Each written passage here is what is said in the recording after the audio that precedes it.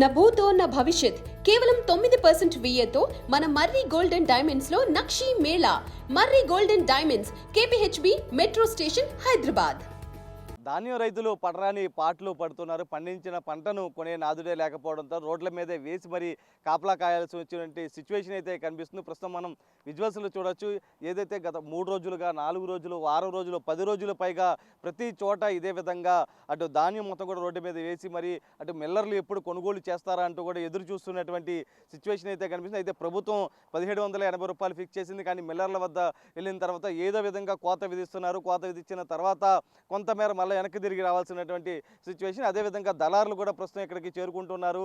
1400, 1600, 1500 ఇలా బేరాలు ఆడుతుంటూ కూడా వీళ్ళ దగ్గర నుంచి తీసుకెళ్తున్నటువంటి పరిస్థితి. ఎందుకంటే ఒకవైపు మిల్లర్ల చుట్టూ తిరగలేక అటు దళారులకి లాసు కొద్ది అమ్ముకోవాల్సి వస్తుంది అంటూ కూడా రైతులైతే చెప్తున్నటువంటి పరిస్థితి కలిసి మరొక డీజిల్ లేకపోవడంతో కూడా అటు రైతులు ఇబ్బందులు ఎదుర్కొంటున్నారు. ప్రధానంగా ఏదైతే వరి కోసే సమయంలో డీజిల్ అవసరం ఉంటుంది, ప్రస్తుతం లేకపోవడంతో వరి కోసేందుకు ఇబ్బందులు ఎదురవుతున్నాయి. ఒకవేళ కోసిన తర్వాత నేరుగా ట్రాక్టర్ ద్వారా బయటకు తీయాల్సినటువంటి పరిస్థితి. ఆ సమయంలో కూడా కొంత ఇబ్బందులు, డీజిల్ లేక ఇబ్బందులు పడుతున్నామంటూ కూడా రైతులు చెప్తూ ఉన్నారు. అయితే ఏదైతే 10 రోజులు బట్టి కూడా ఇక్కడ వేసిన సమయంలో కూడా దొంగల బెడద ఉంటుందంటూ కూడా పగలు రాత్రి షిఫ్ట్ల వారీగా కొంతమంది రైతులు ఎవరైతే వేశారో వారికి సంబంధించి మొత్తం ఇక్కడంతా కాపలా కాస్తున్నటువంటి సిచ్యువేషన్ కనిపిస్తుంది. మరోవైపు మేఘామృతం అవుతున్న సమయంలో కూడా పంట మొత్తం తడిసిపోతుందన్న భయాందోళన కూడా ప్రతి ఒక్క రైతుల్లో కూడా ఉంది. ప్రస్తుతం ఇదే విషయానికి సంబంధించి మనతో రైతులు ఉన్నారు.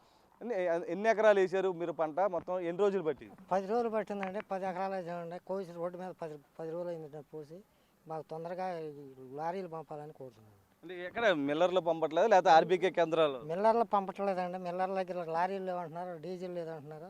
లారీలు పంపడానికి ఆ లారీలను డీజిల్ చూసి మమ్మల్ని యాదుకోవాలని చూస్తున్నారు. మీరు చెప్పండి, ఎన్ని ఎకరాలు ఉంది? మొత్తం ఎన్ని రోజుల నుంచి మీరు వేసి ఎన్ని రోజులు అవుతుంది? నేను కోసి వారం రోజులు అవుతుందండి.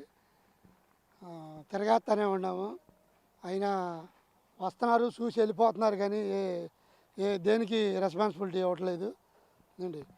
దయచేసి మాకు లారీలు, సంచులు కూడా త్వరగా ఇవ్వట్లేదండి. వెళ్తే ఎలవా అన్న కేర్లెస్గా మాట్లాడుతున్నారు మిల్లర్స్.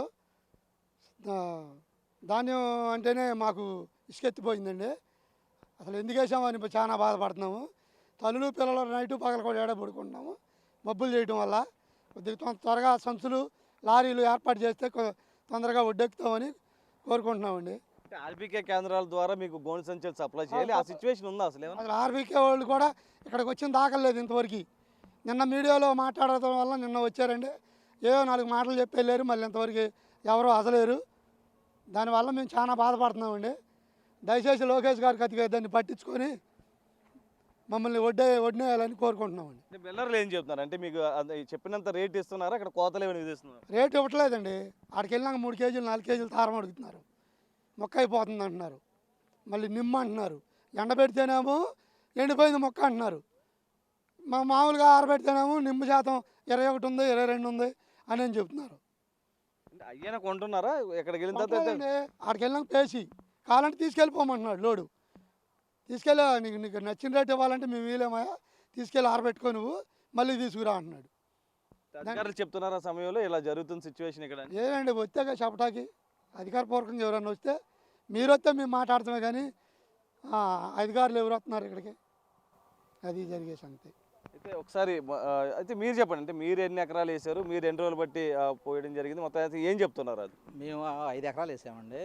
5 ఎకరాలు కోసి ఇప్పుడు 10 రోజులు అవుతుంది. కోసి ఎండబెట్టి పోగు చేసాం. వాటిని ఎవరన్నా వచ్చి ఇప్పుడు కొంటే అమ్ముతాకి రెడీగా ఉన్నాం మేము. ఎవరో రావట్లే దగ్గరికి. అది మా సమస్య. అంటే ఇప్పుడు దళారులు వస్తూ ఉన్నారు చాలామంది, వాళ్ళకి అమ్మేయడానికి ఫిక్స్ అయ్యారు. నిన్న వచ్చారండి.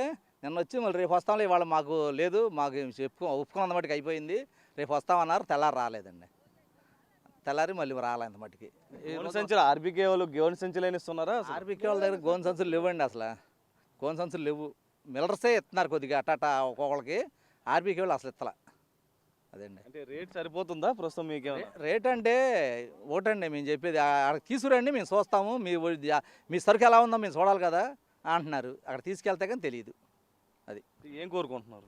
మాది గవర్నమెంట్ నిర్ణయించిన రేట్ ఇస్తే చాలు. మాకు ఎక్కువ అవసరం లేదండి. గవర్నమెంట్ ఇవ్వాల్సిన రేట్ ఇస్తే చాలు, వాళ్ళు నిర్ణయించిన రేట్ ఇస్తే చాలు. అది అయితే ప్రతి ఒక్క రైతు అటు ధాన్యం పండించినటువంటి రైతు ఒకటే కోరుతున్నాడు. ప్రస్తుతం ఏదైతే గవర్నమెంట్ ఒక రేటు ఫిక్స్ చేసింది ఆ రేటు ప్రకారం ఇవ్వాలంటూ కోరుతుంది. ప్రస్తుతం చూడొచ్చు విజువల్స్లో కూడా ప్రతి చోట ఏదైతే పొలంలో కోసినటువంటి పంటను నేరుగా తీసుకొచ్చి రోడ్లపైన ఇక్కడ వేసిన తర్వాత పగలు రాత్రి కూడా అటు ఫ్యామిలీతో మొత్తం కాపలా కాసే పరిస్థితి ఎదురవుతుందని కూడా దాదాపు వారం రోజులు 10 రోజులు తరబడి ఇక్కడే ఇలాగే పడిగాపులు కాస్తున్న అటు మిల్లర్ల దగ్గరికి వెళ్తూ ఉన్నాం. మిల్లర్లు మళ్ళీ తిప్పి పంపించేస్తున్నారు. అటు అధికారులు తమ వద్దకు రావడం లేదంటూ కూడా చెప్తున్నటువంటి పరిస్థితి కనిపిస్తుంది. ఎందుకంటే గోనె సంచులు అటు ఆర్బీకే కేంద్రాల ద్వారా సప్లై చేయాలి. కానీ ప్రస్తుతం ఆర్బీకే కేంద్రాల వద్ద గోనె సంచులు లేకపోవడంతో అటు మిల్లర్లకు అప్పచెప్తున్నారు. మిల్లర్లు అటు రేపు అంటూ మాపంటూ కూడా తిప్పుతున్నారు, కాలయాపన చేస్తుండడంతో కూడా తీవ్ర ఇబ్బందులు ఎదుర్కొంటున్నామంటూ కూడా చెప్తున్నటువంటి సిచ్యువేషన్ అయితే కనిపిస్తుంది. అయితే వీళ్ళంతా కూడా ఒకటే కోరుతున్నాం. ప్రస్తుతం ఏదైతే ఒకవైపు మేఘావృతం కూడా అవుతుంది, వర్షం పడే అవకాశం ఉన్న నేపథ్యంలో కూడా ప్రస్తుతం తడిసిపోతుంది, తీవ్రమైనటువంటి నష్టాన్ని ఎదుర్కొంటామంటూ కూడా కోరుతున్నారు. ఒకటే ప్రభుత్వాన్ని కోరుతున్నారు, ధాన్యం కొనుగోలు చేయాలి అంటూ కూడా నేరుగా కోరుతున్నటువంటి పరిస్థితి కనిపిస్తుంది. సాయితో నరసింహ, బిగ్ టీవీ, విజయవాడ.